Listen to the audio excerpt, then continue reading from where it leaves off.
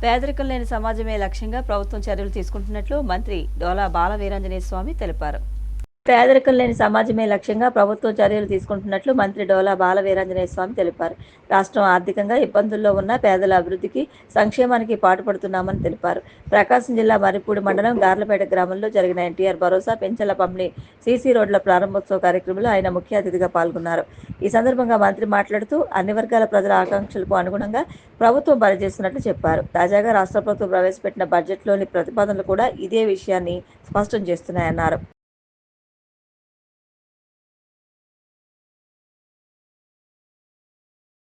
ప్రభుత్వం మారింది. మీకు అప్పుడు కూడా చెప్పాను, నేను గ్యారంటీగా రేపు వచ్చిన తర్వాత మన ఊరికి రోడ్డు వేపిస్తానని చెప్పాను. మాగాడి గట్ల మీద కూడా ఇబ్బందులు పడతా ఉన్నారని చెప్పాను.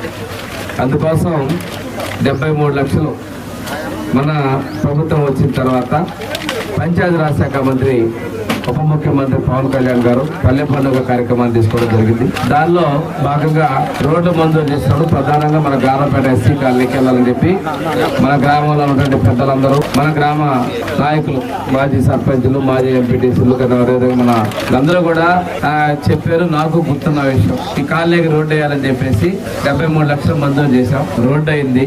మీరు ఊర్లోకి రావాలంటే చీకట్లో రావటం ఇంత వచ్చింది కాబట్టి మీ ఊరు అతనే మన కట్ట వెంకటేశ్వర నరసాపురం ఆయన ఇప్పుడు ఎలక్ట్రిసిటీ కరెంటుకి జిల్లా ఆఫీసర్ ఎస్సీగా ఉన్నాడు. చెప్పి 2 రోజుల నాకు లైన్ ఏర్పాటు చేయండి, పల్లెకి లైట్ వేయాలని చెప్పాను నేను. ఆయన కూడా స్తంభాలు వేయాలంటే కొద్దిగా కష్టం అని చెప్పాడు. అయినా కానీ డబ్బు గవర్నమెంట్ డబ్బులు చూసుకోనని చెప్పి మొత్తానికి వెంటనే లైన్ ఇచ్చాడు. ఊర్లో పంచాయతీ నుంచి ఆ లైట్ వేపించడం జరిగింది. శివరాత్రి రోజు అమావాస్య అంటారు కాబట్టి శివరాత్రి రోజు లైట్లు ఇచ్చాం. గుర్తుంటది ఆ పండుగ ఎప్పుడు వచ్చినా. పోయిన సంవత్సరం శివరాత్రిగా మన ఊరికి ఊర్లో లైట్లు వచ్చినా మీరు చెప్పుకోవాలనుకుంటున్నారు. గుర్తుగా ఆ రోజు ఇచ్చారు. ఆ రోజు లైట్లు వేసినా, ఆ రోజు రోడ్లు వేసినా, ఇల్లు కట్టినా ఇదంతా తెలుగుదేశం ప్రభుత్వం జరిగింది. ఇప్పుడు ఇళ్ల స్థలాలు అడుగుతున్నారు. నేను చూస్తున్న చాలా రోడ్ల మీద ఖాళీ ప్లాట్లు చాలా కనిపిస్తున్నాయి. ఆ ప్లాట్లలో సర్దుబాటు చేసుకుంటే ఇల్లు మీరు అడిగే ఇల్లు కట్టుకోవచ్చు. కాదు మీరు అడిగిన దానికి కావాలంటే ఇంత దూరంగా వెళ్ళే కన్నా ఉన్న దానిలో మనం ఒక చోట అందరూ ఒక చోట ఉంటే బాగుంటుంది.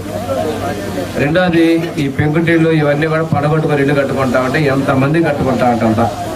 ఉన్న కాలనీ మొత్తం పాతిళ్ళు చాలా ఉన్నాయి. ఇప్పుడు ఎన్టీ రామారావు గారు మొత్తం అసలు ముఖ్యమంత్రి అప్పుడు కట్టుకున్నటువంటి ఇల్లు, ఆ ఇల్లు ఉన్నాయి కూడా ఇప్పుడు చాలా మందికి 83లో కట్టుకున్న 54 ఇల్లు. ఆ ఇల్లు కూడా పడగొట్టుకొని కొత్త ఇల్లు కట్టుకోవడానికి నేను మంజూరు చేస్తాం.